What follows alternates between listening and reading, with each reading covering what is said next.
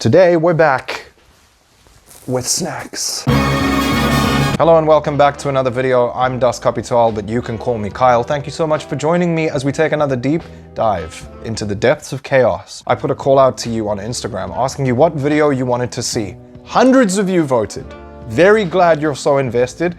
I'd like you to know that all of your effort was for absolutely nothing because the votes were split exactly evenly. I had to make the call as to which video was going live. Either I was going to do a South African snack review or I was going to do a full face of makeup.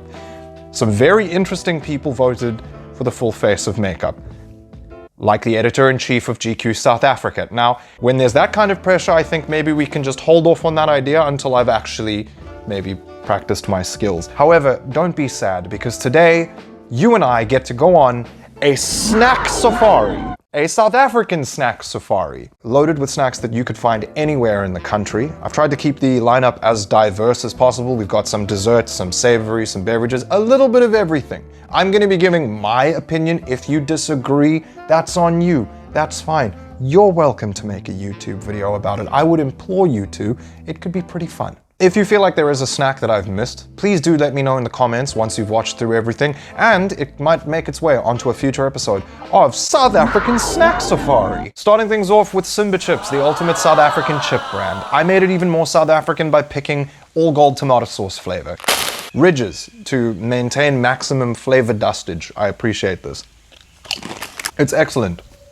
It's really great tomatoey flavor. So easy to eat this at a sporting event with family, with friends, something social. Put a bowl of this down, watch it disappear. Try it out. Amazing. To wash that down, coming in at number 2, we have Tropica, produced by Clover, South Africa. This is a big favorite of mine. I had it a lot when I was younger. I know a lot of people aren't partial to this. A lot of South African products, especially drinks, you're going to notice, are very dairy heavy. This is a dairy and fruit mix. So it's juice, but it's also dairy. Not everyone's cup of tea. It's very thick. It's an incredibly smooth juice. It goes very well with quite greasy foods. It's why it's so popular with fish and chips. It's why it's so popular with Gatsby's, especially. If you don't know what a Gatsby is because you're not from Cape Town, I might have to do a whole video just on the best Gatsby in Cape Town. Shout out, of course, to my people over at Golden Dish. You know exactly who you are. I'm a massive fan of this. If you've ever been uncertain, if you've ever thought, why would I drink juice and dairy?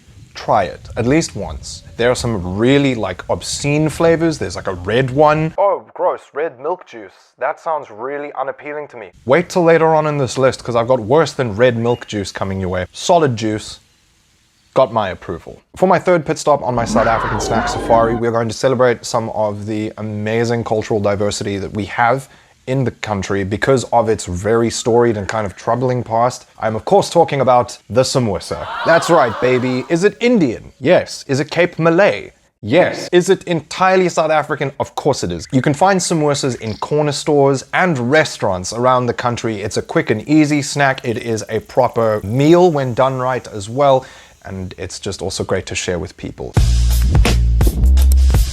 It's so pleasing! If you're a fan of curry, if you're a fan of spice, it's fantastic. To me, this isn't just a great snack you can pick up, it's also a fantastic celebration of our rich cultural history in this country, whether it be the Cape Malay, the Indian, or our Muslim populations making these. Everyone brings their own unique blend to the table and ultimately has helped create a weirdly international, but at the same time, iconic South African little treat here.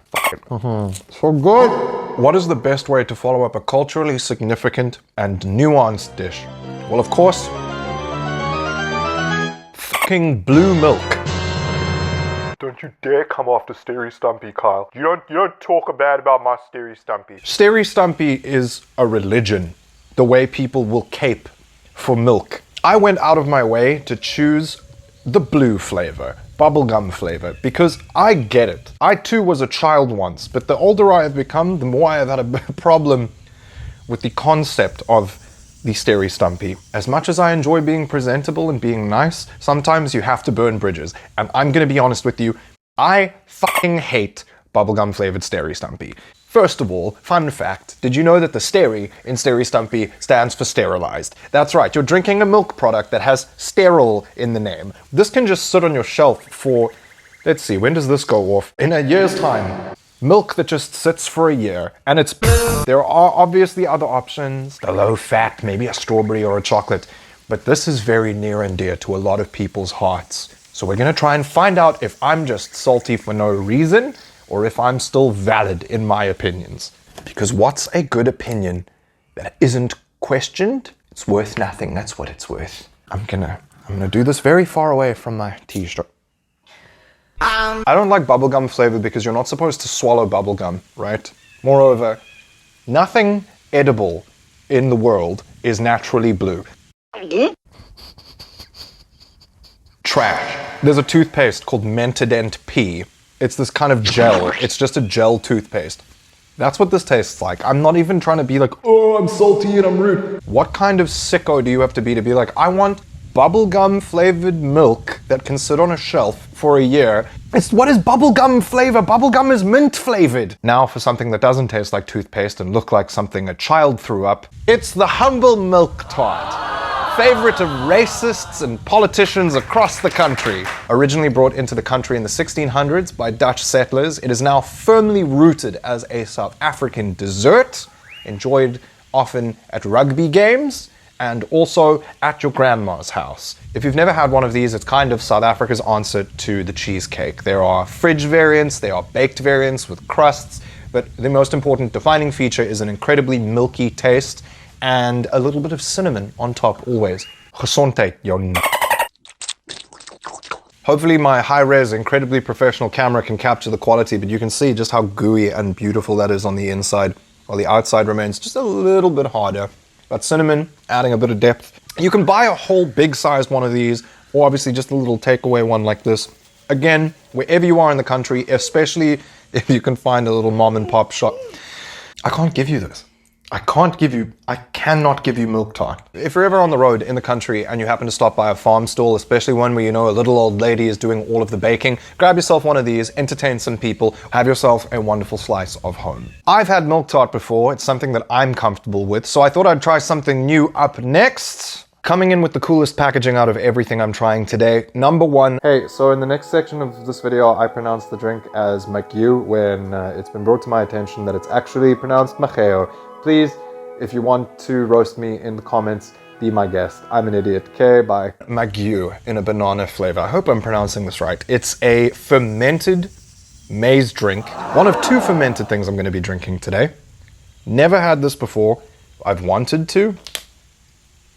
Apparently it's made from mealie pap or like maize meal. So that's kind of why it looks like this. I quite enjoy that. That's really nice. It's obviously got a maize finish, which is a weird thing to say. It's not as bad as, say, a malt drink. The maize meal comes through. However, the banana is really the most upfront thing. And it's a nice fake banana, if that makes sense. It's not too over the top.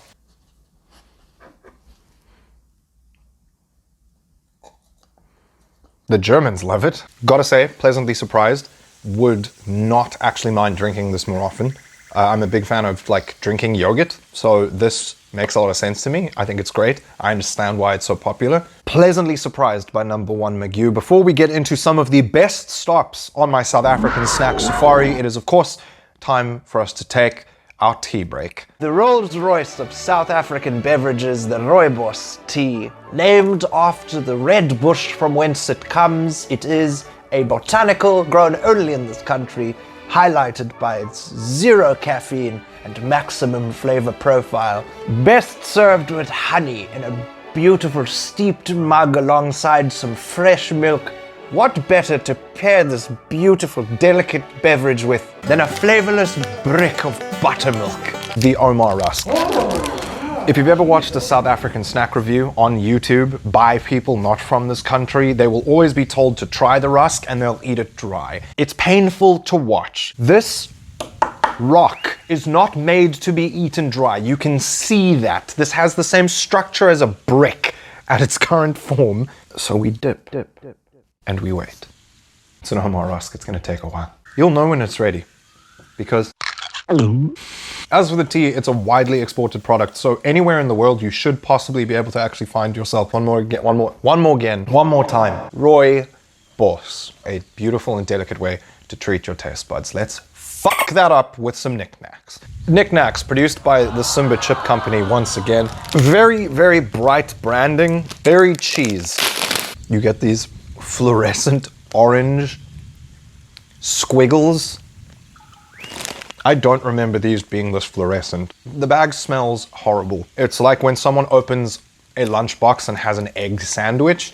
You know the same story is happening with knickknacks. Once someone opens a bag, it's over. The packaging, the chips themselves, the smell, they're all incredibly loud. I've been giving it a lot of shit. I've been sitting here telling you how cuck I think this is, right? Like, oh, it smells terrible. Why am I eating all of them? Why am I still going? I don't like them. How do you wash down fluorescent orange? Green. Cream soda is one of the weirdest drinks, especially when you consider that it is available all over the world in so many different variants. Apparently in America, there's red cream soda, there's brown cream soda, there's clear cream soda.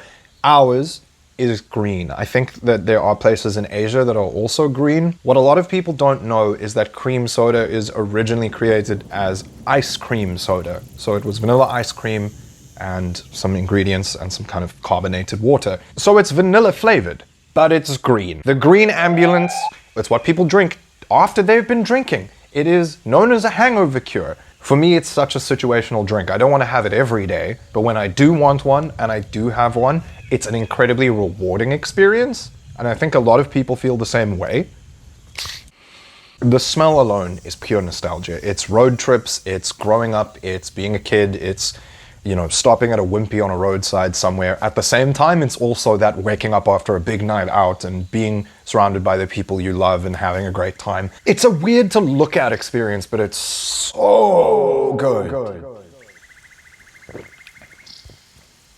Timeless. I don't get why it's green, but it's a classic. I'm okay not knowing everything. It's good. I'm actually extra excited for this next one because I've been a vegetarian for the past week and I'm going to keep doing so because eating less meat means I lower my carbon footprint. If you want to follow along with the journey, maybe join in yourself, treat it like a bit of a challenge. The link to follow me on all my social media is in the description. But for now, I get to cheat on my vegetarianism with the greatest snack of all time. Biltong, undeniably one of the most polarizing but widely enjoyed South African snacks. It's quite literally just meat that's been left to hang.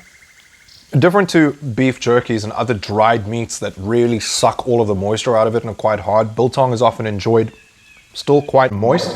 You want pieces of fat. It's delicious, spiced, enjoyed on its own, ground up and put on a salad, put in a sandwich. People put them on hamburgers. Whether you are in a major city or a small town, you are guaranteed to find an entire store dedicated to this. There is someone whose entire livelihood is drying beef, kudu, maybe some ostrich, and guess what? It's probably great. Often accompanying standard biltong is droewors, or dry sausage, and it is exactly what it says on the tin.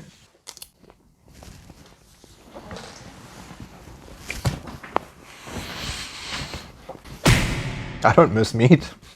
Not even slightly. I don't know what else to tell you. If you're a vegetarian, it's okay. You don't need this. But if you eat meat, you do need this. Go and get this right now. Earlier on in the video, I promised you another fermented drink. And here at our final liquid stop of the South African Snack Safari, I deliver you one of the most widely enjoyed beverages or foods, depending how you want to look at it, in the country. Here we have Amarsi. It's like a very strong sour smell, but if you're a fan of dairy products, then you already kind of know the deal. Like, it's nothing too out of the ordinary. The consistency is something that's going to throw you off, especially if you're used to just straightforward, like you think milk and you think smooth. Because it's not smooth. You can feel how thick this is. Here we go. Extra thick! Okay, well, cheers. There's like a sourness to it, but it's not overbearing in the least. The fermentedness kind of gives it a lightness. It is mildly cheesy. It's still very drinkable. It's a great snack on the go. 10 out of 10, would recommend, but only if you're someone that is a fan of this sort of thing. I get this is an acquired taste, but I wouldn't steer you wrong. Don't overthink it. Just have a taste. If you're a fan of plain yogurt, you'll love this. And to close off the snack safari, our final stop, the favorite of girls named Jessica, the country over. The Peppermint Crisp Tart. Oh my God, Christine, you made me a Peppermint Crisp for my birthday. That's so sweet of you. Oh, no problem, Poops. Here, look, my little cookalooks. Oh, thanks, Snooky Poo. Thank you. These are fucking grown woman. And that's what this is, the Peppermint Crisp Tart. This is the white Volkswagen Polo, the K-Way jacket, the French tip manicure, the 2-for-1 special on hoity-toity, the I hate rap but I love Post Malone, the wow, Sia Khaleesi's quite hot, hey? The when people zol, the could you play something with a beat? I remember when you could get this taste walking out of the Spur. And you could take a whole handful of them, but you had to go and put this in a fridge and make it into a fucking cake, a dessert, or whatever. Knowing that this is the gateway drug that leads to the gated community, I'm good.